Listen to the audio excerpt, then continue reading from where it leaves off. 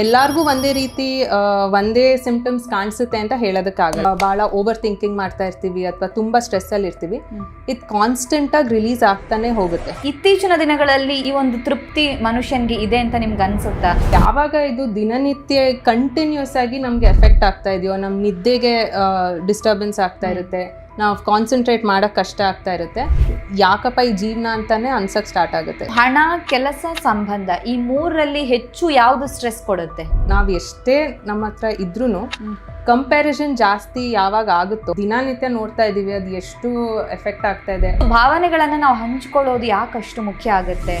ಇದೆಲ್ಲ ನಾವು ಸುಮ್ಮನೆ ನಾವು ಅನ್ಕೋತಾ ಇದ್ವಿ, ಹಿಂದಿನ ಕಾಲದವರು ಸುಮ್ಮನೆ ಹೇಳ್ತಾ ಇದ್ರು ಅಂತ. ಬಟ್ ಇವಾಗ ನೋಡ್ತಾ ನೋಡ್ತಾ ನಮ್ಮ ಹಾಸ್ಪಿಟ್ಲ್ಗಳಲ್ಲಿ ಡೆಫಿನೆಟ್ಲಿ ಇಂಪಾರ್ಟೆಂಟ್. ಟೆಕ್ನಾಲಜಿ ನಮ್ಮ ಕೈಯಲ್ಲಿ ಯಾವಾಗಲೂ ನಮಗೆ ಇನ್ಫಾರ್ಮೇಷನ್ ಓವರ್ಲೋಡ್ ಥರ ಆಗ್ತಾ ಇದೆ.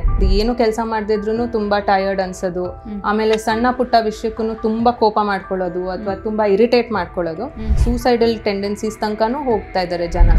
ಕೋಪ ಅನ್ನೋದು ಎವ್ರಿ ನಾರ್ಮಲ್ ಪರ್ಸನ್ಸ್ ರಿಯಾಕ್ಷನ್.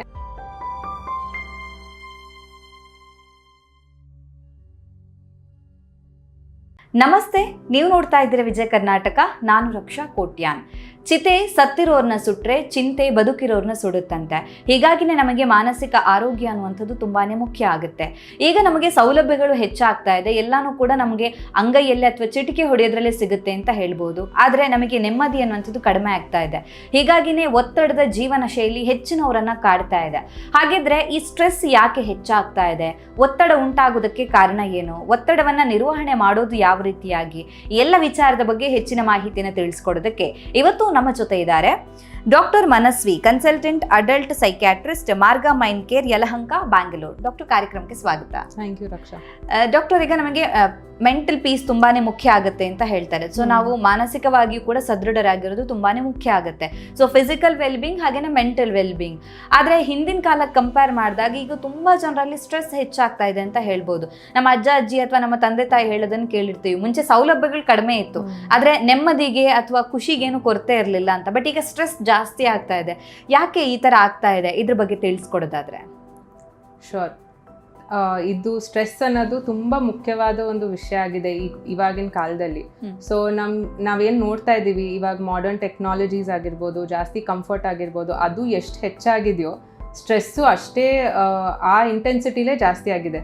ನಾವು ಹಳೆ ಕಾಲದಲ್ಲಿ ನಮ್ಮ ಅಜ್ಜ ಅಜ್ಜಿದಿರು ನೋಡ್ಬೋದಾಗಿತ್ತು, ಫಿಸಿಕಲ್ ಡಿಸ್ಕಂಫರ್ಟು ಅಥವಾ ಫಿಸಿಕಲ್ ಕಂಡೀಷನ್ಸ್ ಜಾಸ್ತಿ ಆಗಿದ್ರು ಅವ್ರ ಲೈಫ್ ಸ್ಟೈಲ್ ಭಾಳ ಒಂದು ಸರಳವಾಗಿ ಮತ್ತು ಸಿಂಪಲ್ ಆಗಿ ಒಂದು ರುಟೀನ್ ಥರ ಇರೋದು.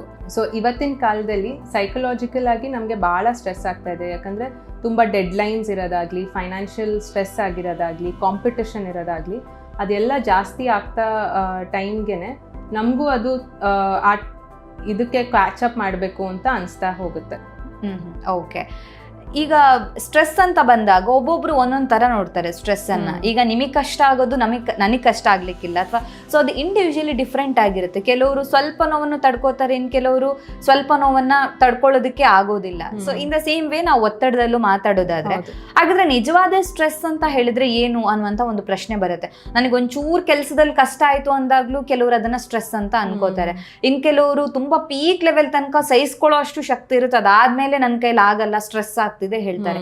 ಸೊ ಈ ಸ್ಟ್ರೆಸ್ಸಿಗೆ ಒಬ್ಬೊಬ್ಬರದು ಒಂದೊಂದು ರೀತಿಯಾದಂತ ಪರ್ಸೆಪ್ಷನ್ ಇರುತ್ತೆ. ಹಾಗಿದ್ರೆ ನಿಜವಾಗಿಯೂ ನಾವ್ ಯಾವಾಗ ನನಗೆ ಒತ್ತಡ ಆಗಿದೆ ಅಂತ ಅಂದ್ಕೋಬೇಕಾಗುತ್ತೆ? ಎಲ್ಲಾ ಸಿಚುವೇಶನ್ ಒತ್ತಡನೇನಾ ಹೇಗೆ ಅಂತ? ಸೊ ಇದಕ್ಕೆ ನಾವು ಫಸ್ಟು ಸ್ಟ್ರೆಸ್ ಅಂದರೆ ಏನು ಅಂತ ಫಸ್ಟ್ ತಿಳ್ಕೊಬೇಕು. ನಮಗೆ ಯಾವುದು ಎದುರಿಸಲಾಗದಷ್ಟು ಏನಾದ್ರು ಕಷ್ಟ ಬಂದಾಗ, ನಮ್ಮ ದೈಹಿಕ ಮತ್ತು ನಮ್ಮ ಮಾನಸಿಕ ಕಷ್ಟಗಳನ್ನ ಮೀರಿಸಿದೆಯೋ, when it is causing a discomfort to our body and mind, ಆವಾಗ ನಾವು ಅದನ್ನು ಸ್ಟ್ರೆಸ್ ಅಂತೀವಿ. ಬಿಕಾಸ್ ನಾರ್ಮಲ್ ಆಗಿ ಒಂದಿನ ತುಂಬ ಕೆಲಸ ಆಗಿರ್ಬೋದು ಅಥವಾ ಡೆಡ್ಲೈನ್ಸ್ ಬರ್ಬೋದು, ಅದೆಲ್ಲ ನಾರ್ಮಲೇ. And sometimes normal stress important ಇರುತ್ತೆ, ಯಾಕಂದರೆ ಅದರಿಂದನೇ ನಾವು ಗೋಲ್ ಅಚೀವ್ ಮಾಡೋದಕ್ಕೆ ಎಲ್ಲ ಹೆಲ್ಪ್ ಆಗುತ್ತೆ. ಬಟ್ ಯಾವಾಗ ಇದು ದಿನನಿತ್ಯ ಕಂಟಿನ್ಯೂಸ್ ಆಗಿ ನಮಗೆ ಎಫೆಕ್ಟ್ ಆಗ್ತಾ ಇದೆಯೋ, ನಮ್ಮ ನಿದ್ದೆಗೆ ಡಿಸ್ಟರ್ಬೆನ್ಸ್ ಆಗ್ತಾ ಇರುತ್ತೆ, ನಾವು ಕಾನ್ಸಂಟ್ರೇಟ್ ಮಾಡೋಕ್ಕೆ ಕಷ್ಟ ಆಗ್ತಾ ಇರುತ್ತೆ, ಅವಾಗ ಅದು ನಮಗೆ ಒಂದು ಸ್ಟ್ರೆಸ್ ಅಂತ ಕಾಣಿಸ್ಕೊಳ್ತಾ ಬರುತ್ತೆ. ಸೊ ಅವಾಗ ನಾವು ಅದನ್ನ ಅಡ್ರೆಸ್ ಮಾಡ್ತಾ ಹೋಗ್ಬೇಕು. Okay okay. ಹಾಗಾದ್ರೆ ಒಬ್ಬ ಪರ್ಸನ್ಗೆ ಸ್ಟ್ರೆಸ್ ಇದ್ದಾಗ ಯಾವೆಲ್ಲ ಸಿಂಪ್ಟಮ್ಸ್ ಅನ್ನು ಅವ್ನು ಗಮನಿಸಬಹುದು? ಈಗ ನನಗೆ ಸ್ಟ್ರೆಸ್ ಆಗ್ತಾ ಇದೆ ಅಂದಾಗ ನನ್ನಲ್ಲಿ ಯಾವೆಲ್ಲ ಲಕ್ಷಣಗಳು, ನನ್ನಲ್ಲಿ ಯಾವೆಲ್ಲ ಚೇಂಜಸ್ಗಳು ಕಾಣಿಸ್ಕೊಳ್ಳುತ್ತೆ ಮೇಜರ್ ಆಗಿ ನೋಡೋದಾದ್ರೆ? ಸೊ ಎಲ್ಲರಿಗೂ ಒಂದೇ ರೀತಿ ಒಂದೇ ಸಿಂಪ್ಟಮ್ಸ್ ಕಾಣಿಸುತ್ತೆ ಅಂತ ಹೇಳೋದಕ್ಕಾಗಲ್ಲ. But majority of the times main ಆಗಿ ನಮ್ಮ ಸ್ಲೀಪು ಮತ್ತು ನಮ್ಮ ಆ್ಯಪಿಟೈಟು, ಅಂದರೆ ನಿದ್ದೆ ತುಂಬ ಡಿಸ್ಟರ್ಬ್ ಆಗ್ತಾ ಇರುತ್ತೆ. ನಿದ್ದೆ ಬರೋದಕ್ಕೆ ಕಷ್ಟ ಆಗ್ತಾ ಇರುತ್ತೆ, ಇಲ್ಲಾಂದರೆ ನಿದ್ದೆ ಮಾಡಿಬಿಟ್ಟು ಮಧ್ಯ ಎಚ್ಚರ ಆಗ್ತಾ ಇರ್ತಾರೆ, ಇಲ್ಲ ಮಾಡೋದಕ್ಕೆ ಊಟ ಸೇರ್ತಾ ಇರಲ್ಲ, ಅಥವಾ ಅವ್ರ ಕೆಲಸ ಮಾಡೋದಕ್ಕೆ ಆಸಕ್ತಿನೇ ಇರ್ತಾ ಇರಲ್ಲ. ಸೊ ಇದು ಮತ್ತು ಕೆಲಸ ಮಾಡ್ಬೇಕಾದ್ರೆ ಕಾನ್ಸಂಟ್ರೇಷನು, ಅಟೆನ್ಷನು ಅದೇನು ಕೊಡೋದಕ್ಕೆ ಆಗ್ತಾ ಇರಲ್ಲ. ಪ್ಲಸ್ ತುಂಬ ಟಯರ್ಡ್ ಅನಿಸ್ತಾ ಇರುತ್ತೆ, ಏನು ಕೆಲಸ ಮಾಡದಿದ್ರು ತುಂಬ ಟಯರ್ಡ್ ಅನ್ಸೋದು. ಆಮೇಲೆ ಸಣ್ಣ ಪುಟ್ಟ ವಿಷಯಕ್ಕೂ ತುಂಬ ಕೋಪ ಮಾಡ್ಕೊಳ್ಳೋದು ಅಥವಾ ತುಂಬ ಇರಿಟೇಟ್ ಮಾಡ್ಕೊಳ್ಳೋದು. ಇದೆಲ್ಲ ಜನರಲ್ ಆಗಿ ಯಾವಾಗಲೂ ಆಗ್ತಾ ಇರ್ಬೇಕಾದ್ರೆ ಅದು ನಮಗೆ ಸ್ಟ್ರೆಸ್ ಸಿಂಪ್ಟಮ್ಸ್ ಅಂತ ನಾವು ರೆಕಗ್ನೈಸ್ ಮಾಡ್ಕೋಬೇಕು. ಓಕೆ ಓಕೆ ಡಾಕ್ಟರ್, ಒತ್ತಡ ನಮ್ಮ ಮೆದುಳಿನ ಮೇಲೆ ಹೇಗೆ ಪರಿಣಾಮವನ್ನು ಬೀರುತ್ತೆ? ಓಕೆ, ಸೊ ನಾವೇನು ಅರ್ಥ ಮಾಡ್ಕೋಬೇಕು ಸಿಂಪಲ್ ಟರ್ಮ್ಸಲ್ಲಿ, ಸ್ಟ್ರೆಸ್ ಅಂದಾಗ ನಮ್ಮ ಬ್ರೈನು 2 ಹಾರ್ಮೋನ್ಸ್ ಅಂತ ಒಂದು ರಿಲೀಸ್ ಮಾಡುತ್ತೆ, ಸ್ಟ್ರೆಸ್ ಹಾರ್ಮೋನ್ಸ್, ಕಾರ್ಟಿಸಾಲ್ ಮತ್ತು ಅಡ್ರಿನಲಿನ್ ಅಂತ. ಅದು ನಮ್ಮ ಜನರಲ್ ಆಗೂ ರಿಲೀಸ್ ಆಗುತ್ತೆ. ನಾರ್ಮಲ್ ಸ್ಟ್ರೆಸ್ಫುಲ್, ಇವಾಗ ಎಕ್ಸಾಂಪಲ್ ತಗೊಂಡಾಗ ಒಂದು ಹುಲಿ ನಮ್ಮ ಮುಂದೆ ಬಂದಾಗ ನಮ್ಮ ಬಾಡಿ ಅದು ರಿಲೀಸ್ ಮಾಡ್ತಾ ಹೋಗುತ್ತೆ. ಸೊ ಅದು ನ್ಯಾಚುರಲ್ಲು, ಅದು ಬೇಕಾಗುತ್ತೆ. ಯಾಕಂದರೆ ಅವಾಗ ನಮ್ಮ ಆ್ಯಕ್ಟಿವಿಟಿನೂ ಜಾಸ್ತಿ ಆಗುತ್ತೆ, ನಮಗೆ ಏನು ಮಾಡಬೇಕು ಅಂತ ಅವಾಗ ತೋಚುತ್ತೆ. ಸೊ ಅಫ್ಕೋರ್ಸ್ ನಾವು ಓಡ್ತೀವಿ ಅಲ್ಲ, ಸೊ ಆ ಥರ that is a normal response. But ಯಾವಾಗ ಅದು ನಾವು ಭಾಳ ಓವರ್ ಥಿಂಕಿಂಗ್ ಮಾಡ್ತಾ ಇರ್ತೀವಿ ಅಥವಾ ತುಂಬ ಸ್ಟ್ರೆಸ್ಸಲ್ಲಿ ಇರ್ತೀವಿ, ಇದು ಕಾನ್ಸ್ಟೆಂಟಾಗಿ ರಿಲೀಸ್ ಆಗ್ತಾನೆ ಹೋಗುತ್ತೆ. ಸೊ ನಮ್ಮ ಬ್ರೈನ್ ತುಂಬ ಆಕ್ಟಿವೇಟೆಡ್ ಆಗಿರುತ್ತೆ. ಸೊ ಅವಾಗ ಅದು ಡೆಟ್ರಿಮೆಂಟಲ್ ಎಫೆಕ್ಟ್ಸ್ ಬರ್ತಾ ಹೋಗುತ್ತೆ. ಬೇರೆ ಫಿಸಿಕಲ್ ಕಂಡೀಷನ್ಸ್ಗೆ BP ಜಾಸ್ತಿ ಆಗ್ಬೋದು, ಹಾರ್ಟ್ ಕಂಡೀಷನ್ಸ್ ಜಾಸ್ತಿ ಆಗ್ಬೋದು. ಸೊ ಯಾವಾಗಲೂ ಸ್ಟ್ರೆಸ್ ತಗೊಂಡಾಗ there is other side effects also. Okay, ಈಗ ಟೆಕ್ನಾಲಜಿ ತುಂಬಾನೇ ಮುಂದುವರೆದಿದೆ. ನಮಗೆ ಏನು ಬೇಕಿದ್ರು ಮೊಬೈಲ್ ಫೋನು, ಲ್ಯಾಪ್ಟಾಪ್, ಇನ್ಫಾರ್ಮೇಶನ್ ಬೇಕು ಅಥವಾ ಏನೋ ಒಂದು ಥಿಂಗ್ಸ್ ಬೇಕಿದ್ರು ಎಲ್ಲಾನು ಇದೆ. ಸೊ ಟೆಕ್ನಾಲಜಿ ತುಂಬಾ ಮುಂದುವರೆದಿದೆ. ಆದರೆ ಈ ಟೆಕ್ನಾಲಜಿನ ಎಲ್ಲೋ ಒಂದು ಕಡೆ ನಮಗೆ ಸ್ಟ್ರೆಸ್ ಅನ್ನ ಹೆಚ್ಚು ಮಾಡ್ತಿದೆ ಅಂತ ನಿಮ್ಗೆ ಅನ್ಸುತ್ತಾ ಡಾಕ್ಟರ್? ಹೇಗೆ? ಡೆಫಿನೆಟ್ಲಿ, ಎಷ್ಟೇ ನಮಗೆ ಅನುಕೂಲ ಮಾಡಿದ್ರು ಟೆಕ್ನಾಲಜಿ ನಮ್ಮ ಕೈಯಲ್ಲಿ ಯಾವಾಗಲೂ ನಮಗೆ ಇನ್ಫಾರ್ಮೇಷನ್ ಓವರ್ಲೋಡ್ ಥರ ಆಗ್ತಾ ಇದೆ.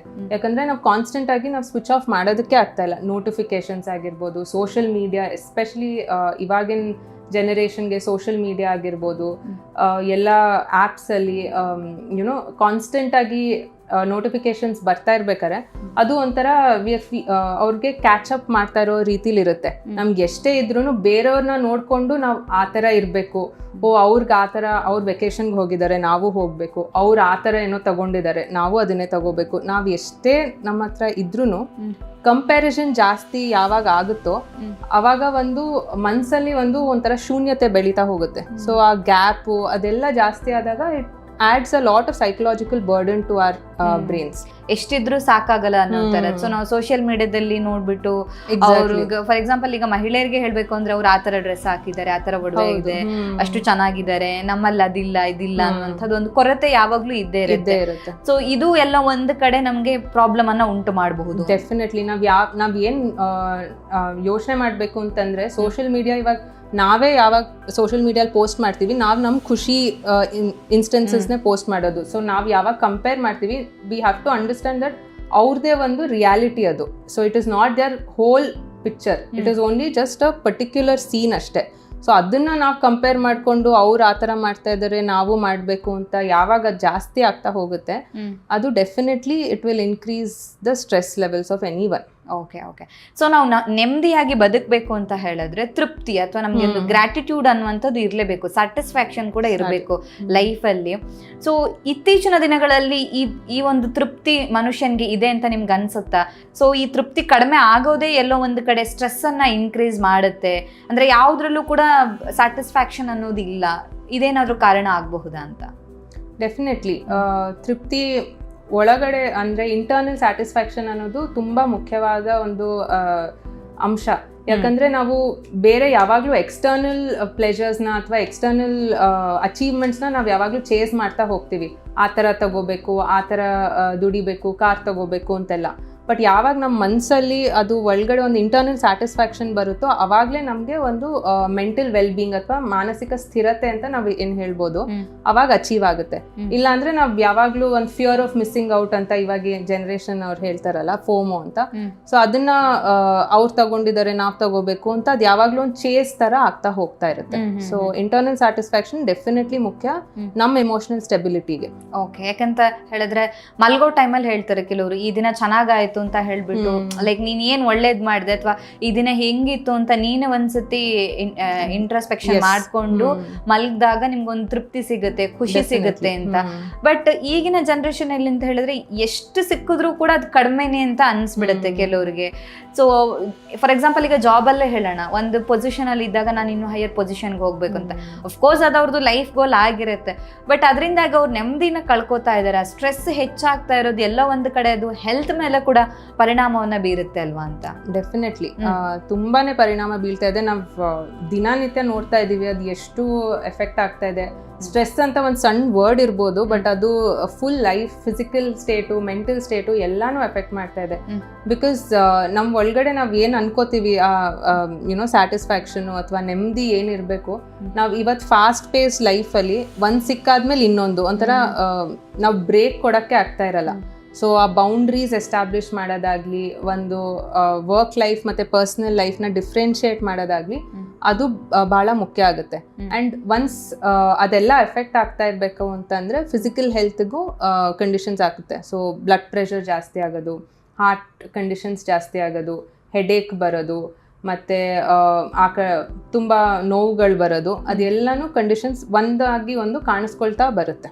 ಓಕೆ, ಸೊ ಸ್ಟ್ರೆಸ್ ಹೆಚ್ಚಾಗೋದ್ರಿಂದಾಗಿ ನಮಗೆ ಬಯೋಲಾಜಿಕಲ್ ಚೇಂಜಸ್ ಕೂಡ ಆಗುತ್ತೆ ಬಾಡಿಯಲ್ಲಿ. ಡೆಫಿನೆಟ್ಲಿ ಆಗುತ್ತೆ. ಓಕೆ, ಈಗ ಸ್ಟ್ರೆಸ್ ಒಂದ್ ಕಡೆ ಹೆಚ್ಚಾಗ್ತಾ ಇದೆ, ಅದರಿಂದ ನಿದ್ದೆ ಕೂಡ ಬರ್ತಾ ಇಲ್ಲ.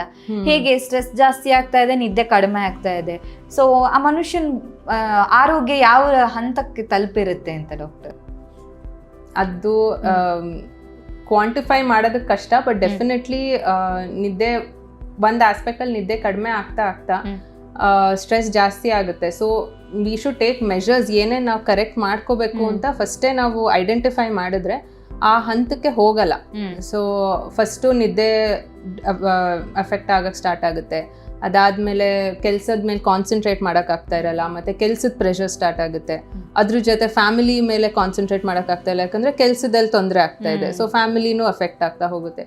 ಸೊ ಯಾವುದ್ರಲ್ಲೂ ನೆಮ್ಮದಿ ಇಲ್ಲದೆ ಇದ್ದಾಗ ಡೆಫಿನೆಟ್ಲಿ ಅದು ಒಂದು ಡಿಪ್ರೆಷನ್ ಆಗಲಿ, ಆಂಗ್ಸೈಟಿ ಆಗಲಿ, ಅಥವಾ ಸೂಸೈಡಲ್ ಟೆಂಡೆನ್ಸೀಸ್ ತನಕನೂ ಹೋಗ್ತಾ ಇದ್ದಾರೆ ಜನ ಸ್ಟ್ರೆಸ್ಸಿಂದ. ಸೊ ಅದನ್ನೆಲ್ಲ ನಾವು ಅಡ್ರೆಸ್ ಮಾಡಿದಾಗ್ಲೇ it will help us to take care of it. Okay okay, ಕೆಲವ್ರು ಹೇಳ್ತಾರೆ ಸ್ಟ್ರೆಸ್ ಹೆಚ್ಚಾಯಿತು ಅಂತ ಹೇಳಿದ್ರೆ ಬಾಡಿ ವೇಟ್ ಕಡಿಮೆ ಆಗುತ್ತೆ ಅಂತ. ಸೊ ಸಡನ್ ಆಗಿ ಫಿಟ್ ಆಗಿರೋರು ಸಣ್ಣ ಆದಾಗ ಕೇಳ್ತಾರೆ ಯಾಕೆ ಸ್ಟ್ರೆಸ್ ಜಾಸ್ತಿ ಆಗಿದೆಯಾ ಅಂತ. ನಿಜವಾಗಿಯೂ ಹೌದಾ ಡಾಕ್ಟರ್? ಈಗ ಒತ್ತಡ ಹೆಚ್ಚಾಯಿತು ಅಂತ ಹೇಳಿದ್ರೆ ದೇಹದ ತೂಕ ಕಡಿಮೆ ಆಗುತ್ತಾ, ಹೇಗೆ ಅಂತ?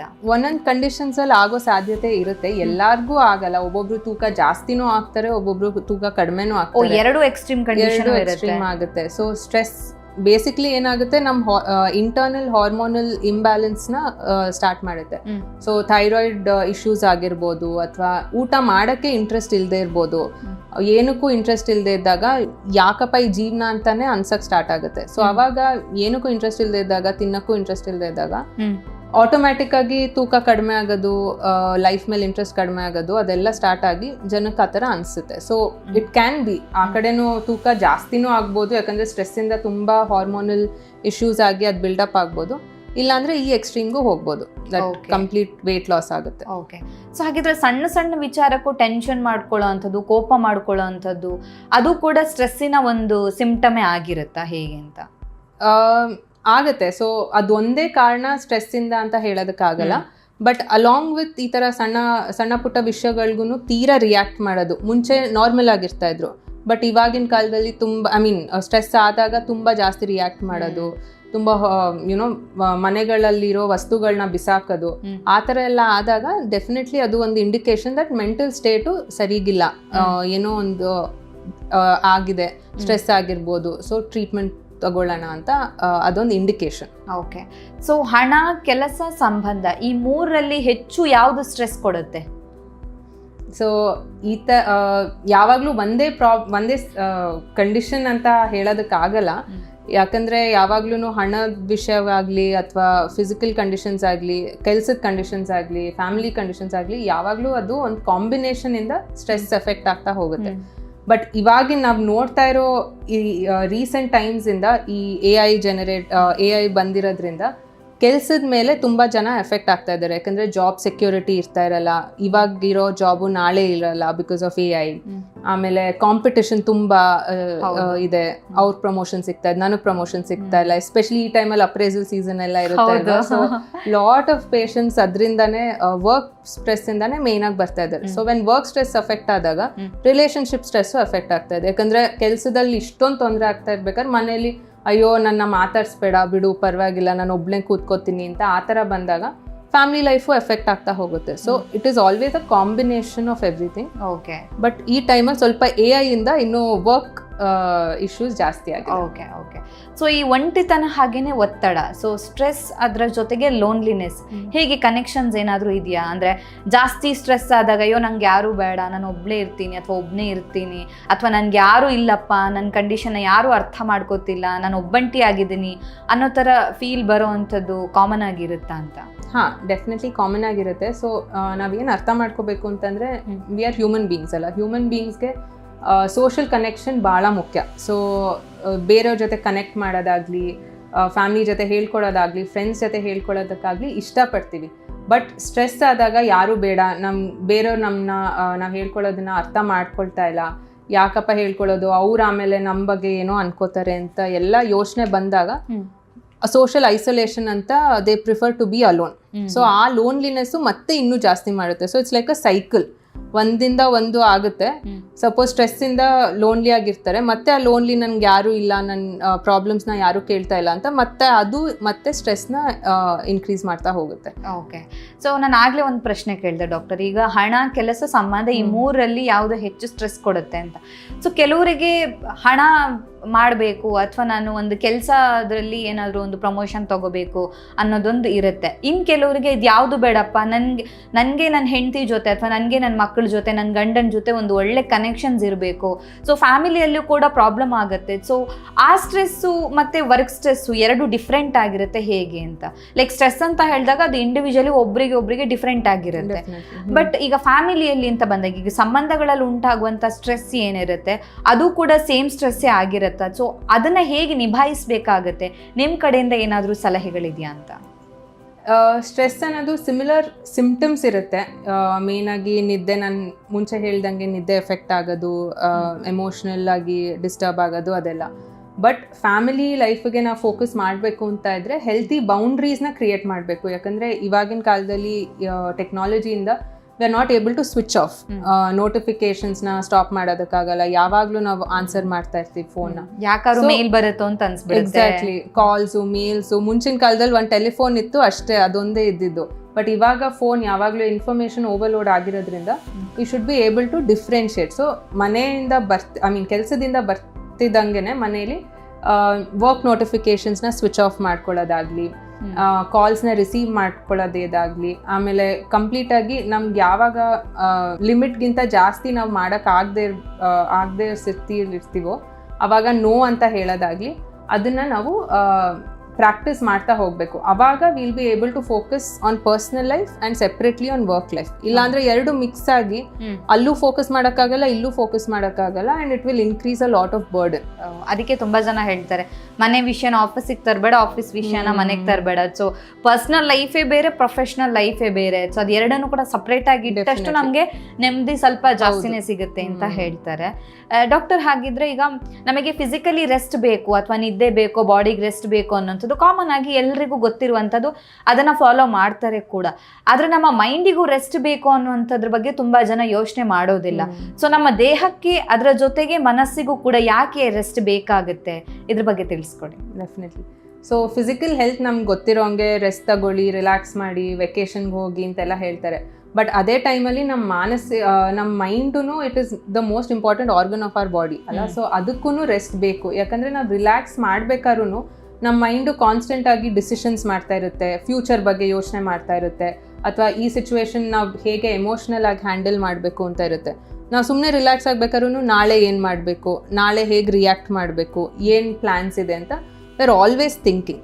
ಸೊ ಅದರಿಂದ ಮನಸ್ಸಿಗೆ ಯಾವಾಗಲೂ ರೆಸ್ಟ್ ಇರಲ್ಲ. ಸೊ ನಾವು ಐಡೆಂಟಿಫೈ ಮಾಡಿಬಿಟ್ಟು ಒಂದು ಸ್ವಲ್ಪ ಹೊತ್ತು ಫ್ರೀಕ್ವೆಂಟ್ ಬ್ರೇಕ್ಸ್ ತಗೊಳ್ಳೋದು, ಒಂದು 5-10 minutes ಜಸ್ಟ್ ಫೋನ್ನ ಸ್ವಿಚ್ ಆಫ್ ಮಾಡಿಕೊಂಡು ನಮ್ಮ ಐಸ್ನ ಕ್ಲೋಸ್ ಮಾಡ್ಕೊಂಡು ಬ್ರೀದಿಂಗ್ ಎಕ್ಸಸೈಸಸ್ ಮಾಡೋದು, all of this is very important for mind also to relax. ಇಲ್ಲಾಂದ್ರೆ ಕಾನ್ಸ್ಟೆಂಟ್ ಆಗಿ ಅಲರ್ಟ್ ಆದಾಗ ಬ್ರೈನು ಅದು ಒಂದು ಫೆಟೀಗ್ ಥರ ಆಗುತ್ತೆ. ಸೊ ಅದರಿಂದ ನಾವು ಕಾನ್ಸಂಟ್ರೇಟ್ ಮಾಡೋಕ್ಕಾಗಲ್ಲ, ರಿಯಾಕ್ಟ್ ಮಾಡೋದು ಚೇಂಜ್ ಆಗುತ್ತೆ, ಎಮೋಷ್ನಲ್ ಆಗಿ ಡಿಸ್ಟರ್ಬ್ ಆಗ್ತಾ ಇರ್ತೀವಿ. ಸೊ ಮನ್ಸಿಗೂ ರೆಸ್ಟ್ ಬೇಕು, ಬಾಡಿಗೂ ರೆಸ್ಟ್ ಬೇಕು. ಓಕೆ.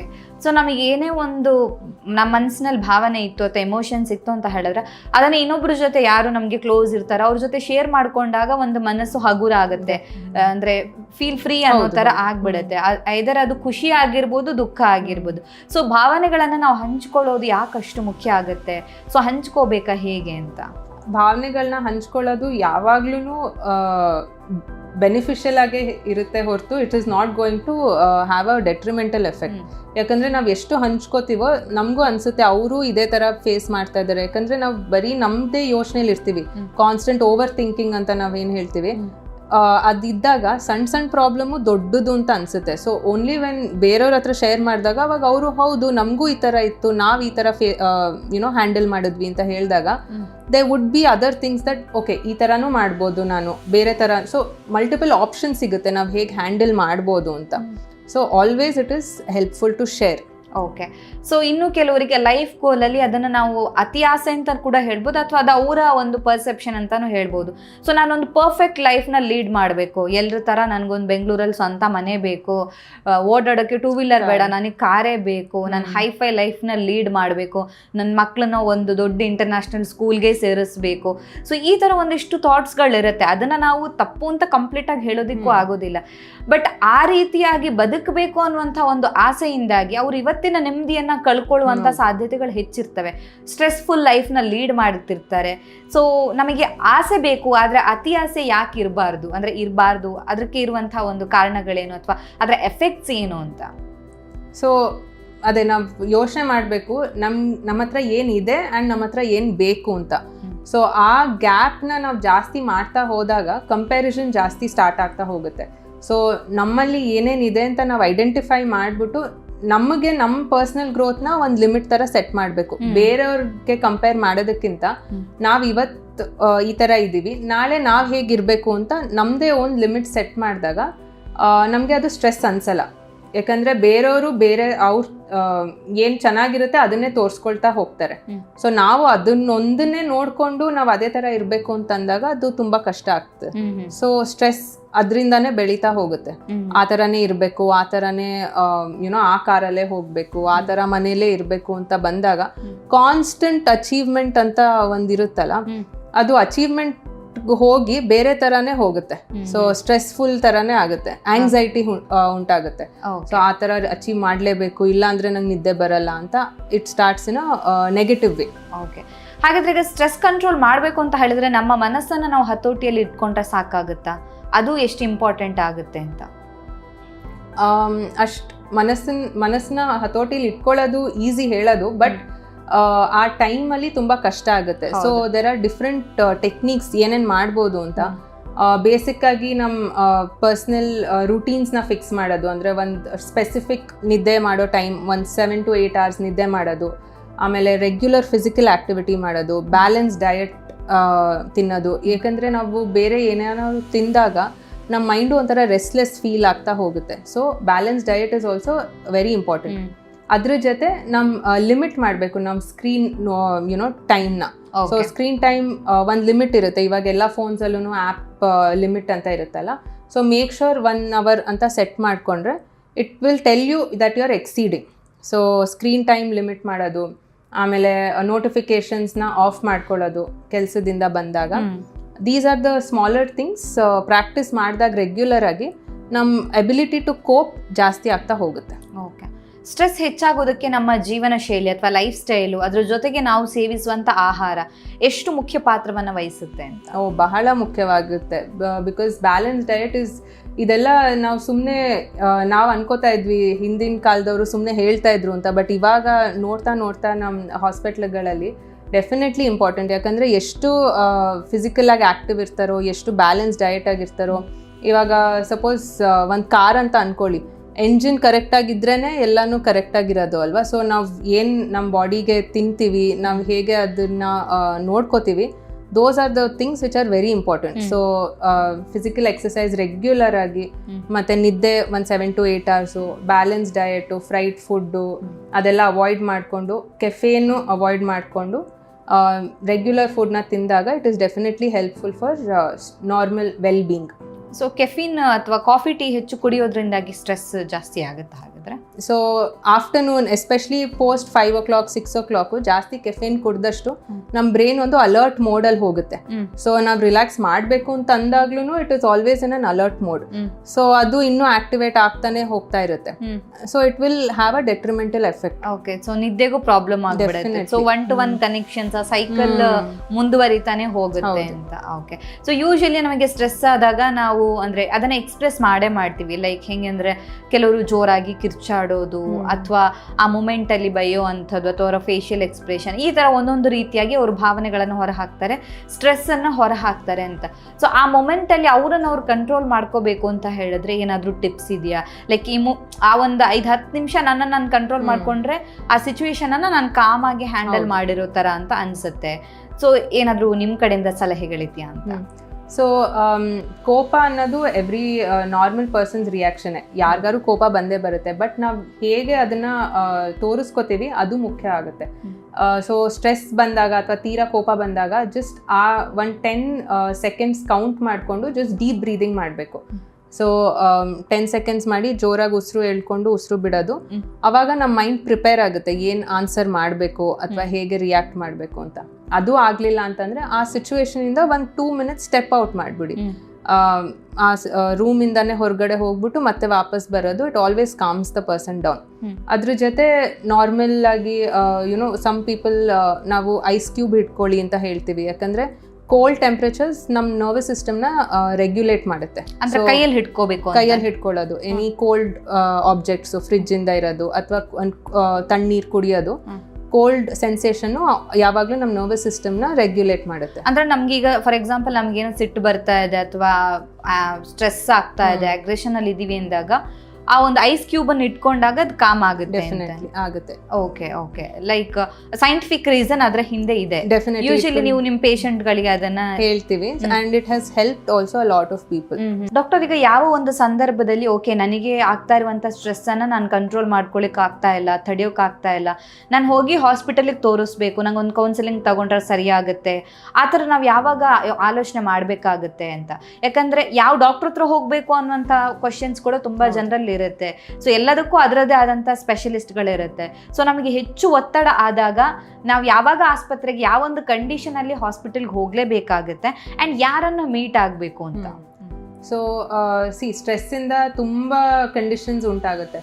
ಬಟ್ ನಮಗೆ ಅದು ಡೈಲಿ ಲೈಫಲ್ಲಿ ರೆಗ್ಯುಲರ್ ಆಗಿ ಒಂದು 2 weeks ಅಥವಾ 3 weeks ಪೀರಿಯಡಲ್ಲಿ ನಾವು ಕಾನ್ಸಂಟ್ರೇಟ್ ಮಾಡೋಕ್ಕಾಗ್ತಾ ಇರಲ್ಲ, ನಿದ್ದೆ ಎಫೆಕ್ಟ್ ಆಗ್ತಾ ಇದೆ, ನಾವು ಯಾರ ಜೊತೆನೂ ಸರಿಗೆ ಮಾತಾಡೋಕ್ಕೆ ಆಗ್ತಾ ಇಲ್ಲ, ಯಾರು ನಮ್ಮನ್ನ ಒಂದು ಸಣ್ಣ ವಿಷಯ ಕೇಳಿದ್ರು ತುಂಬ ಎಕ್ಸೈಟ್ ಆಗ್ತೀವಿ, ಇಲ್ಲಾಂದರೆ ಕೋಪಿಸ್ಕೊಂಡು ಏನೋ ಬೈದ್ಬಿಡ್ತೀವಿ. ಸೊ ಆ ಥರ ಎಲ್ಲರೂ ಗಮನಿಸಿ ಮತ್ತು ನಮಗೂ ಅದು ನಾನು ಯಾಕೆ ಈ ಥರ ಆಡ್ತಾ ಇದ್ದೀನಿ, ನಾನು ಈ ಥರ ಇರ್ತಾ ಇರಲಿಲ್ಲ ಮುಂಚೆ ಅಂತ ಅನಿಸ್ದಾಗ that is definitely a sign to seek help. ಆಮೇಲೆ ನಾನು ಸಣ್ಣ ಟೆಕ್ನಿಕ್ಸ್ ಹೇಳಿದ್ನಲ್ಲ, ಅದು ಎಲ್ಲ ಟ್ರೈ ಮಾಡೂ ನನ್ನ ಸ್ಟ್ರೆಸ್ ಲೆವೆಲ್ಸ್ ಕಡಿಮೆ ಆಗ್ತಾ ಇಲ್ಲ ಅಂತ ಅಂದಾಗ definitely there is options to seek help. ಇವಾಗ ಸೈಕ್ಯಾಟ್ರಿಸ್ಟ್ ಆಗಿರ್ಬೋದು, ನಾವು ಮೆಂಟಲ್ ಹೆಲ್ತ್ ಹಾಸ್ಪಿಟಲ್ಸ್ ಸುಮಾರಿದೆ ಇವಾಗ. ಸೊ ನಾವು ಸೈಕ್ಯಾಟ್ರಿಸ್ಟ್ ಆಗಿರ್ಬೋದು ಅಥವಾ ಸೈಕಾಲಜಿಸ್ಟ್ ಆಗಿರ್ಬೋದು, ಅಥವಾ ನಿಮ್ಮ ಹತ್ರ ಕೌನ್ಸಿಲರ್ಸ್ ಯಾರು ಇದ್ದಾಗ, ಸ್ಕೂಲ್ ಮಕ್ಕಳಿಗೆ ಇವಾಗ ಎವ್ರಿ ಸ್ಕೂಲಲ್ಲಿ ಕೌನ್ಸಿಲರ್ಸ್ ಇರೋದು, ಕಾಲೇಜಸಲ್ಲಿ ಕೌನ್ಸಿಲರ್ಸ್ ಇರ್ತಾರೆ. ಸೊ ಯಾರನ್ನಾರು ಅಪ್ರೋಚ್ ಮಾಡಿದಾಗ any mental health professional will definitely help you to get better treatment. So ನಿಮ್ಗೆ ಆ ಥರ ಏನಾದ್ರು ಇದ್ರೂ ಸೈಕ್ಯಾಟ್ರಿಸ್ಟ್ ಅಥವಾ ನಮ್ಮ ಹಾಸ್ಪಿಟ್ಲಲ್ಲಿ ಮಾರ್ಗ ಅಂತ ಇದೆ. So you can come and take help. Psychiatrist, psychologist ಎಲ್ಲ ಫೆಸಿಲಿಟೀಸು ಇರುತ್ತೆ. ಸೊ ಅದೇ ಥರ ಬೇರೆ ಡಿಫ್ರೆಂಟ್ ಹಾಸ್ಪಿಟಲ್ಸು ಇದೆ. You can always seek the best help for it. Doctor, ಹಾಗಿದ್ರೆ ಈ ಒತ್ತಡ ನಾವು ಈಗಾಗಲೇ ಮಾತಾಡಿರೋ ಹಾಗೆ ನಮ್ಮ ಜೀವನ ಶೈಲಿ ತುಂಬಾ ಮುಖ್ಯ ಆಗುತ್ತೆ. ಸೊ ಡೇ ಟು ಡೇ ಲೈಫ್ನ ಕ್ವಾಲಿಟಿ ಆಫ್ ಲೈಫನ್ನು ಅದು ಡಿಕ್ರೀಸ್ ಮಾಡುತ್ತೆ ಅಂತ ಹೇಳಿದ್ರಿ. ಹಾಗಿದ್ರೆ ಓವರಾಲ್ ಆಗಿ ಹೇಳಬೇಕು ಅಂದರೆ ಎಲ್ಲ ಏಜ್ ಗ್ರೂಪ್ ಅವರಲ್ಲೂ ಒಂದಲ್ಲ ಒಂದು ಒತ್ತಡ ಇದ್ದೇ ಇರುತ್ತೆ. ಈಗ ಸ್ಕೂಲ್ ಮಕ್ಕಳಿಗೆ ಸ್ಕೂಲ್ ಇದ್ದೇ ಒಂದು ಹೋಮ್ವರ್ಕ್ಗೆ ಚಿಂತೆ, ದೊಡ್ಡವರಿಗೆ ಕೆಲ್ಸಕ್ಕೆ ಹೋಗೋ ಚಿಂತೆ, ವಯಸ್ಕರಿಗೆ ನನ್ನನ್ನು ಯಾರೋ ಮಾತಾಡಿಸ್ತಿಲ್ಲ ಅನ್ನೋಂಥ ಚಿಂತೆ. ಸೊ ಎಲ್ಲ ಏಜ್ ಗ್ರೂಪ್ ಅವರಲ್ಲೂ ಕೂಡ ಅವ್ರದ್ದೇ ಆದಂಥ ಪ್ರಾಬ್ಲಮ್ಸ್ ಇರುತ್ತೆ.